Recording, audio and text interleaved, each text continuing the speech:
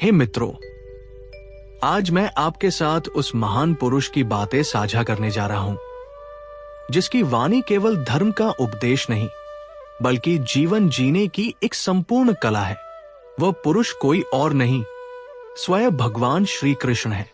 जब जब जीवन के मार्ग पर अंधकार गहराता है, जब जब हृदय निराशा से भर जाता है, तब श्री कृष्ण की वाणी दीपक बनकर जलती है और हमें सही दिशा दिखाती है। श्री कृष्ण का जीवन केवल कथा नहीं है, ये प्रेरणा का महासागर है। उन्होंने गोकुल की गलियों से लेकर कुरुक्षेत्र के मैदान तक हर स्थान पर अपने आचरण और वचनों से ये दिखाया कि सच्चा जीवन क्या होता है। कृष्ण केवल बांसुरी बजाने वाले गोपाल नहीं हैं, वे कर्मयोगी भी हैं। वे प्रेम के सागर हैं तो नीति के शिखर भी। जब हम गीता को पढ़ते हैं तो हमें लगता है जैसे श्री कृष्ण सीधे हमसे संवाद कर रहे हैं।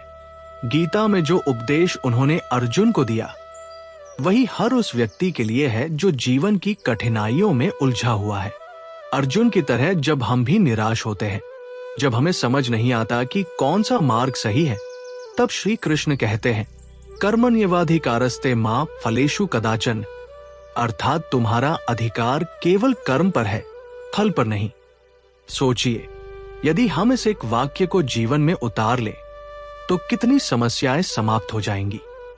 हम हर काम को पूरे मन से करेंगे, लेकिन उसका परिणाम ईश्वर पर छोड़ देंगे। जब परिणाम का बोझ हट जाएगा, तब कार्य करने में आनंद आने लगेगा। यही तो श्री कृष्ण का संदेश है, कर्म करते जाओ, चिंता मत करो। श्री कृष्ण का जीवन हमें सिखाता है कि परिस्थितियां कैसी भी हों, मनुष्य को अपने कर्तव्य से विमुख नहीं होना चाहिए। कुरुक्षेत्र के युद्ध में अर्जुन के सामने अपने ही सगे संबंधी थे। स्वजन के प्रति मोह ने उसके हाथ कांपने लगे, लेकिन कृष्ण ने उसे जगाया। ये तुम्हारा धर्म युद्ध है, तुम्हें न्याय और सत्य की रक्षा करनी है।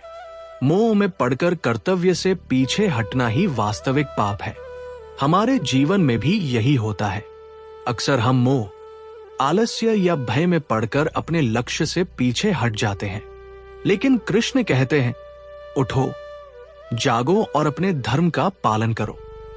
धर्म का अर्थ केवल पूजा पाठ नहीं, बल्कि हर वह कार्य है जो सही है, जो न्यायपूर्ण है, जो समाज और आत्मा दोनों को संतुष्ट करता है। कृष्ण की सबसे बड़ी विशेषता यह है कि वे हर परिस्थिति में संतुलित रहते हैं। जब वे गोकुल में नंदलाल बनकर लीला करते हैं तो आनंद से भर जाते हैं।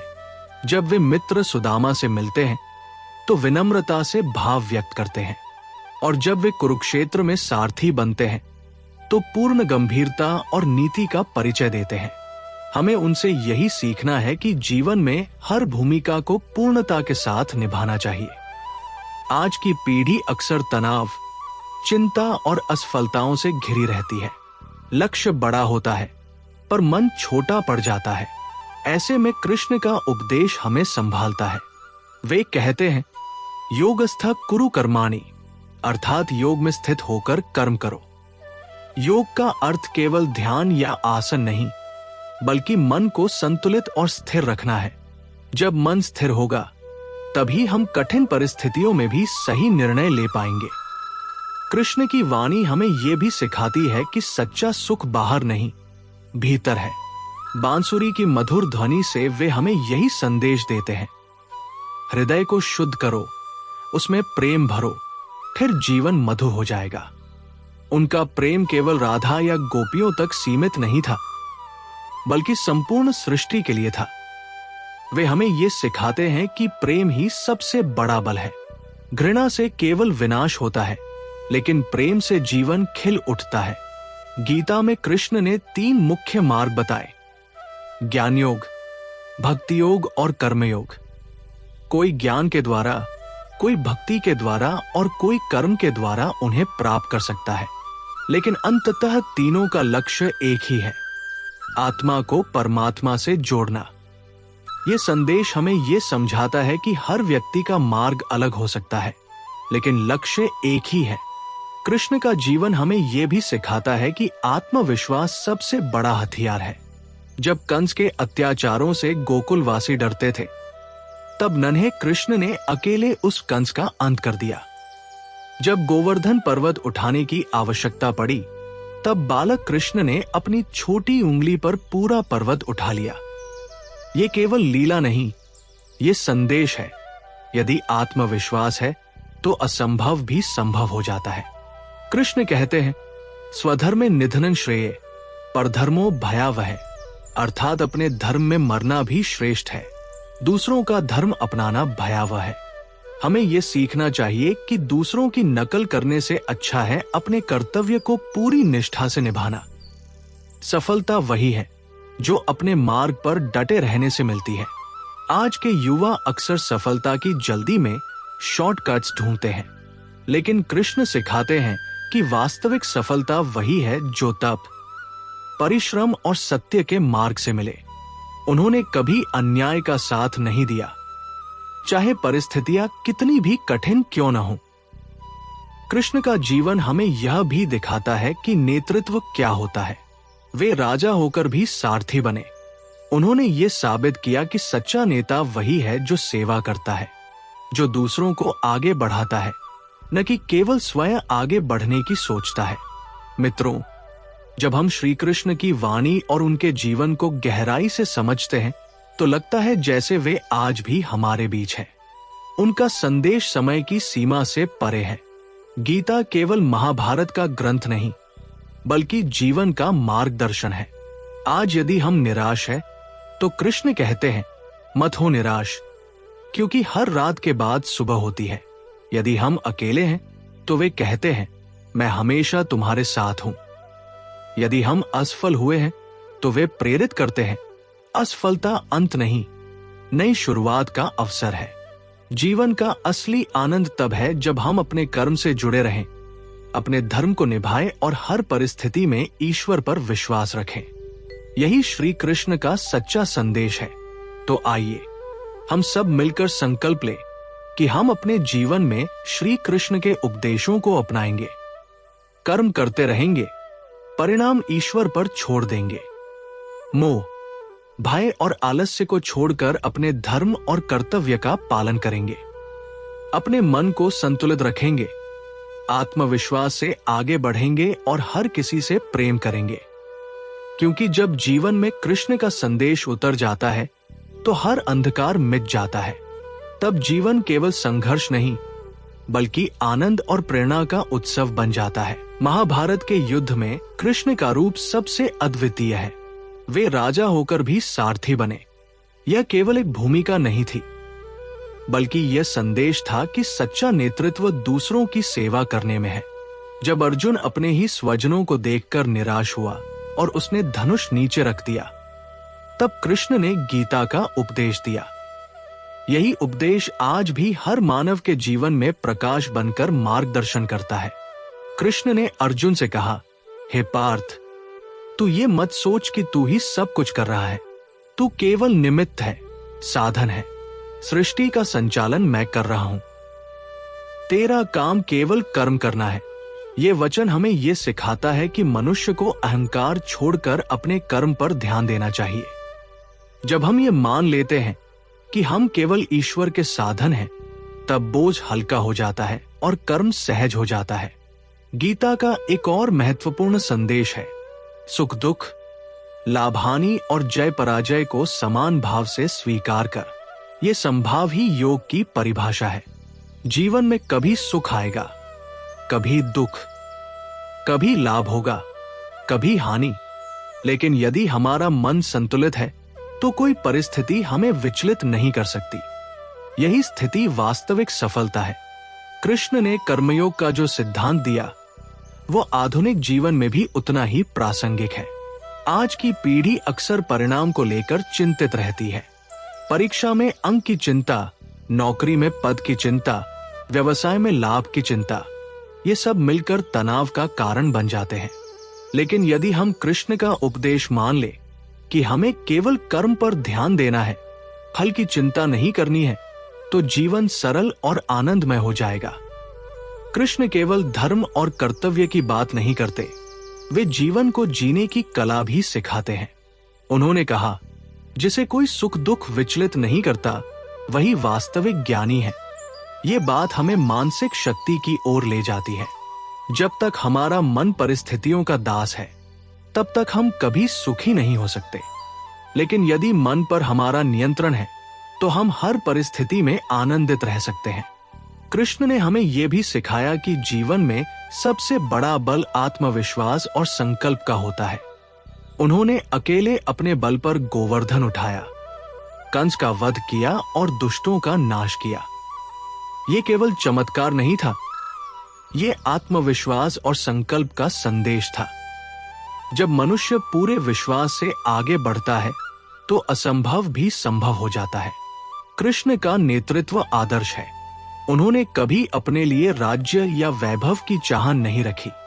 द्वारका का निर्माण उन्होंने अपने लोगों की सुरक्षा के लिए किया। पांडवों का साथ उन्होंने न्याय के लिए दिया। उन्होंने हर बार वही चुना जो धर्म और सत्य के पक्ष में था। आज की दुनिया को भी यही संदेश चाहिए कि सच्चा नेतृत्व स्वार्थ छोड़कर सेवा में है। भक्ति के मार्ग पर भी कृष्ण प्रेरणा देते हैं। उन्होंने कहा, जो भी मुझे प्रेम से एक पत्ता, एक फूल, एक खल या जल अर्पित करता है, मैं उसे स्वीकार करता हूं। यह संदेश है कि ईश्वर को बाहरी वैभव नहीं चाहिए, उन्हें चाहिए केवल सच्चा प्रेम।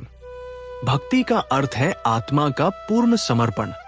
जब मनुष्य अपने अहंकार को त्याग कर ईश्वर को अर्पित कर देता है, तभी सच्चा सुख मिलता है। कृष्ण का जीवन ये भी सिखाता है कि आनंद और कर्तव्य दोनों का संतुलन जरूरी है।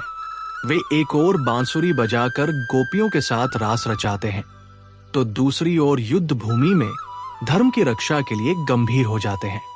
इसका संदेश यह है कि जीवन में केवल भोग या केवल त्याग नहीं, बल्कि संतुलन होना चाहिए। हमें आनंद भी लेना चाहिए और कर्तव्य भी निभाना चाहिए। आज यदि हम देखेंगे तो जीवन की सबसे बड़ी समस्या यही है कि लोग संतुलन खो बैठे हैं। कोई केवल भोग में डूबा है तो कोई केवल तप में। लेकिन कृष्ण कहते हैं, सच्चा योग वही है जिसमें संतुलन हो।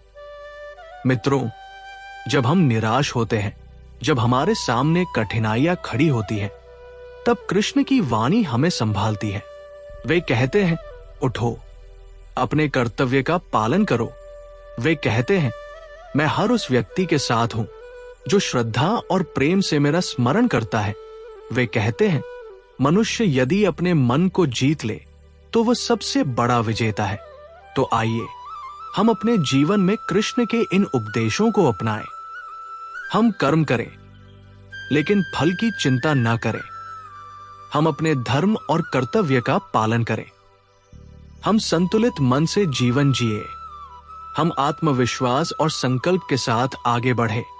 और सबसे महत्वपूर्ण, हम अपने हृदय में प्रेम और भक्ति का भाव रखें, क्योंकि जब जीवन में कृष्ण का संदेश उतर जाता है तब हर अंधकार मिट जाता है।